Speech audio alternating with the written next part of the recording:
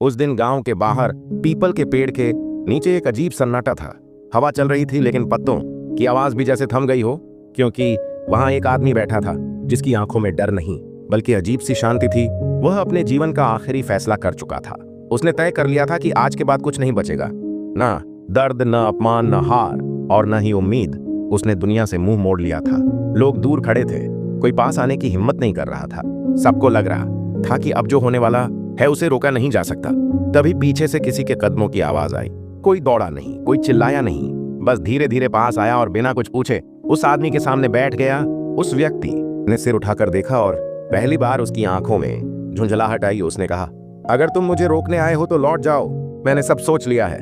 सामने बैठा व्यक्ति मुस्कुराया नहीं, समझाया नहीं, बस एक साधारण सा सवाल पूछा, तू मर क्यों रहा है? यह सवाल तीर की तरह लगा। आदमी भड़क गया, बोला, क्योंकि जीने को कुछ नहीं बचा। तभी उस व्यक्ति ने दूसरी बात कही, अगर कुछ नहीं बचा तो मरने की इतनी जल्दी क्यों? अब आदमी चुप हो गया, उसके पास जवाब नहीं था। तभी वह साधारण दिखने वाला व्यक्ति थोड़ा आगे झुका और बोला, अगर तेरा दर्द सच में तुझसे बड़ा होता तो तू यहाँ बैठकर बात नहीं कर रहा होता। यही पहली बार उस आदमी की आंखें भर आईं और तभी लोगों ने पहचाना कि सामने बैठा व्यक्ति कोई और नहीं बल्कि वही सन्यासी है जिसके बारे में दूर दूर तक चर्चा थी, गौतम बुद्ध। लेकिन बुद्ध ने अभी भी उपदेश नहीं दिया, न ही करुणा का प्रदर्शन किया। उन्होंने उस आदमी से कहा, एक काम कर, मरने से पहले मुझे अपना दुख दे दे। आदमी हंस पड़ा, बोला, दुख कोई चीज है क्या देने की? बुद्ध शांत स्वर में बोले, अगर नहीं है तो तू इसे पकड़े क्यों बैठा है? यह सुनकर आदमी के हाथ कांपने लगे, उसकी सांस तेज हो गई। बुद्ध ने फिर कहा, तू मरना नहीं चाहता, तू बस इस दुख से भागना चाहता है, और भागना मृत्यु नहीं होती। यह वाक्य ऐसा था जैसे किसी ने उसके सीने पर पत्थर रख दिया हो। बुद्ध ने आगे कहा, तू सोचता है मरने से सब खत्म हो जाएगा, लेकिन सच यह है कि तू अपने दुख को अपने साथ ले जाना चाहता है ताकि कोई देख ना सके कि तू हार गया। यह सुनते ही आदमी फूट फूट कर रो पड़ा। पहली बार उसके भीतर का जहर बाहर आया। बुद्ध ने तब भी उसे रोका नहीं, चुपचाप बैठे रहे। लोग हैरान थे, कोई मंत्र नहीं, कोई चमत्कार नहीं, सिर्फ सवाल। थोड़ी देर बाद बुद्ध बोले, अगर तू मर जाता तो तेरे दुख की जीत होती, और तू नहीं चाहता कि कोई तुझसे जीत जाए, है ना? आदमी ने सिर हिला दिया। बुद्ध ने कहा, मैं तुझे इसलिए नहीं रोक रहा कि जीवन पवित्र है, मैं तुझे इसलिए रोक रहा हूं क्योंकि तू अभी हारा नहीं है। यह वाक्य सुनकर आदमी की रीढ़ सीधी हो गई। बुद्ध ने आगे कहा, जो सच में हार जाता है उसे मरने की घोषणा नहीं करनी पड़ती। अब लोग समझने लगे कि बुद्ध किसी की मृत्यु नहीं रोक रहे बल्कि उसके भीतर बैठे झूठ को तोड़ रहे हैं। बुद्ध ने अंत में कहा, तू आज नहीं मरेगा क्योंकि तू अभी देखना चाहता है कि तेरे भीतर कितना बल बाकी है। और फिर बिना किसी आदेश के उठकर चले गए। वह आदमी वहीं बैठा रहा। देर तक सूर्य ढल गया, अंधेरा फैल गया, लेकिन वह उठा नहीं, क्योंकि पहली बार उसे महसूस हुआ कि मरने का निर्णय भी अहंकार से भरा हो सकता है। और अगले दिन वही आदमी बुद्ध के पीछे पीछे संघ में चलता दिखा। लोग पूछते रहे कि बुद्ध ने उसे क्यों रोका। बुद्ध ने बस इतना कहा, वह मरने नहीं, सच से भागने आया था, और सच से भागने वाले को मृत्यु नहीं, दृष्टि चाहिए। उस आदमी के बुद्ध के पीछे चलने के बाद लोग यही समझे कि कहानी खत्म हो गई, लेकिन असली कहानी वहीं से शुरू हुई, क्योंकि अगले कई दिनों तक वह व्यक्ति बुद्ध के साथ रहा और सबसे ज्यादा परेशान वही सवाल करता रहा जिससे लोग डरते हैं। वह बार बार पूछता, अगर दुख असली नहीं है तो इतना भारी क्यों लगता है? और बुद्ध हर बार चुप रहते, जैसे जानबूझकर उसे उत्तर से वंचित कर रहे हों। एक रात वह आदमी टूट गया और बोला, आपने उस दिन मुझे रोका, लेकिन अब बताइए, आपको कैसे पता था कि मैं सच में खत्म नहीं हुआ था? बुद्ध ने पहली बार उसकी आंखों में सीधे देखा और कहा, क्योंकि जो व्यक्ति सच में समाप्त हो जाता है वह सवाल नहीं करता। यह सुनते ही आदमी सन्न रह गया। बुद्ध आगे बोले, तेरे भीतर दो आवाजें थीं, एक भागना चाहती थी और दूसरी देखना। मैंने सिर्फ देखने वाली आवाज को सुना। तभी उस आदमी को समझ आया कि उसका सबसे बड़ा संघर्ष दुनिया से नहीं खुद से था। अगले दिन बुद्ध उसे नदी के किनारे ले गए और बोले, ये पानी देख, ये बहता है लेकिन खुद से लड़ता नहीं। आदमी ने कहा, पर मैं तो बह नहीं पा रहा। बुद्ध ने उत्तर दिया, क्योंकि तू पत्थर को पानी बनने की कोशिश कर रहा है। यह वाक्य ऐसा था जैसे उसके भीतर कुछ टूट गया हो। पहली बार उसे लगा कि उसकी पीड़ा कोई अभिशाप नहीं बल्कि उसकी जकड़न का परिणाम थी। उसी शाम उसने देखा कि वही लोग जो कभी उसके फैसले से डर गए थे अब उसे सामान्य रूप से देख रहे हैं, और उसे यह एहसास हुआ कि उसकी लड़ाई कभी लोगों से थी ही नहीं, वह तो अपने ही मन को सजा दे रहा था। बुद्ध ने फिर कोई उपदेश नहीं दिया, बस इतना कहा, जब तू अपने मन को जज बनाता है तब हर दिन सजा होती है। और उसी क्षण उस आदमी ने पहली बार चैन की सांस ली, क्योंकि उसे समझ आया कि बुद्ध ने उसे उस दिन इसलिए नहीं रोका था कि जीवन बचाना जरूरी है, बल्कि इसलिए कि वह व्यक्ति खुद को गलत साबित करने का मौका अभी बाकी था। और तभी बुद्ध ने एक वाक्य कहा जो उसने जीवन भर नहीं भूला, जिसे तू अंत समझता है वही अक्सर शुरुआत होती है, लेकिन शुरुआत तभी दिखती है जब तू भागना बंद करता है।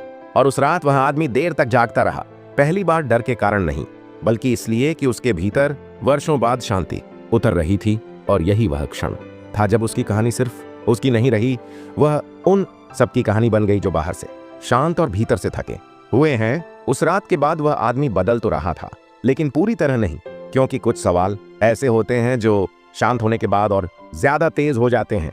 और अगली सुबह उसने बुद्ध से कहा, अगर मन ही सब कुछ है तो फिर इतना नियंत्रण किसके हाथ में है? बुद्ध उसे एक सुनसान रास्ते पर ले गए जहां कोई नहीं था, और वहां रुक कर बोले, जब तू दर्द में था तब तू भविष्य से डर रहा था, जब तू शांत है तब तू अतीत से लड़ रहा है। यह सुनकर आदमी को एहसास हुआ कि उसका मन कभी वर्तमान में रहा ही नहीं। बुद्ध ने आगे कहा, मन तब सबसे ज्यादा शोर करता है जब उसे दिशा नहीं मिलती। फिर उन्होंने जमीन पर एक सीधी रेखा खींची और बोले, यह तेरी कल्पनाएं हैं। और उसके चारों ओर कई टेढ़ी मेढ़ी रेखाएं बनाकर कहा, यह तेरे डर हैं। आदमी ने पूछा, तो मैं कहाँ हूं? बुद्ध मुस्कुराए और बोले, जो पूछ रहा है वही यहां है। यह उत्तर सुनते ही वह जैसे भीतर से हिल गया, क्योंकि पहली बार उसे समझ आया कि वह अपने डर नहीं है, वह अपने विचार नहीं है, वह तो बस उन्हें देखने वाला है। उसी दिन गांव में एक घटना हुई। लोगों ने उस आदमी को पहचान लिया और फुसफुसाने लगे। पुराने नाम, पुरानी बातें, पुराने जजमेंट फिर से हवा में तैरने लगे और उसका मन डगमगाया। उसने बुद्ध से कहा, देखिए, दुनिया मुझे बदलने नहीं देगी। बुद्ध ने शांत स्वर में कहा, दुनिया कभी बदलने नहीं देती, वह सिर्फ परखती है। फिर उन्होंने एक बात कही जिसने उसकी रीढ़ सीधी कर दी, अगर तू हर आवाज का जवाब देगा तो तेरी अपनी आवाज कभी नहीं बचेगी। उसी शाम उस आदमी को अकेले बैठने को कहा गया, बिना किसी सहारे, बिना किसी शब्द के। और वहीं पहली बार उसने महसूस किया कि उसके भीतर उठने वाली बेचैनी बाहर से नहीं आ रही थी, वह तो उसकी आदत थी, जैसे मन को बेचैन रहना आता हो। और जैसे ही उसने उस बेचैनी को ठीक करने की कोशिश छोड़ी, वह अपने आप ढीली पड़ने लगी। समय बीतता गया, सूरज ढल गया, और जब बुद्ध लौटे तो उस आदमी की आंखों में डर नहीं था, बल्कि एक गहराई थी। बुद्ध ने पूछा, अब क्या बचा है? उसने जवाब दिया, सिर्फ मैं। और बुद्ध ने कहा, अब तू तैयार है, क्योंकि यही वह मोड़ था जहां कहानी बचने की नहीं, जागने की हो गई थी। और जो व्यक्ति कभी अपने अंत से भाग रहा था, वही अब अपने भीतर की शुरुआत को पहचानने लगा था। उस आदमी ने जब कहा, अब सिर्फ मैं बचा है, तो बुद्ध ने कुछ देर तक कुछ नहीं बोला, जैसे यह देख रहे हों कि यह उत्तर मन से आया है या सच से। फिर उन्होंने उसे वापस उसी पीपल के पेड़ के पास ले जाने को कहा जहां कभी वह अपने अंत के इरादे से बैठा था। वही जगह, वही हवा, वही रास्ता, लेकिन इस बार दृश्य अलग था, क्योंकि अब वह आदमी उस जगह को देखकर भागना नहीं चाहता था। बुद्ध ने चारों ओर देखा, वहां कुछ लोग इकट्ठा हो गए, कुछ वही थे जो उस दिन डर के मारे दूर खड़े थे। बुद्ध ने अचानक उस आदमी से कहा, यहीं बैठ, और खुद पीछे हट गए। लोग सोचने लगे कि शायद अब फिर कुछ गलत होगा, लेकिन बुद्ध ने ऊंची आवाज में कहा, आज यह आदमी न जीवन चुनेगा न मृत्यु। सब चौंक गए। बुद्ध ने आगे कहा, आज ये सिर्फ देखेगा। और वही हुआ।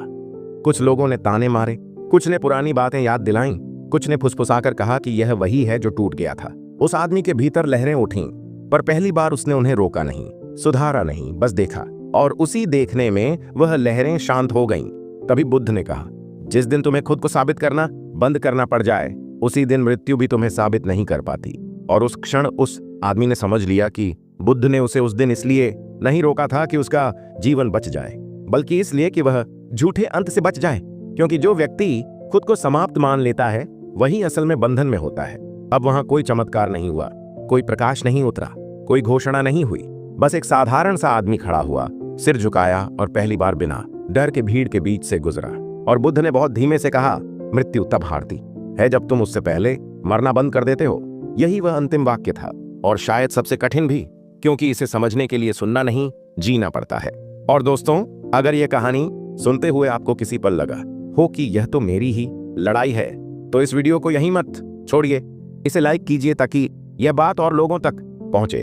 और अगर आप ऐसी ही गहरी, हटके और सोच बदल देने वाली बुद्ध कथाओं की यात्रा पर चलना चाहते हैं, तो चैनल को सब्सक्राइब जरूर कीजिए, क्योंकि यहाँ कहानियां खत्म नहीं होती, यहाँ से सवाल शुरू होते हैं।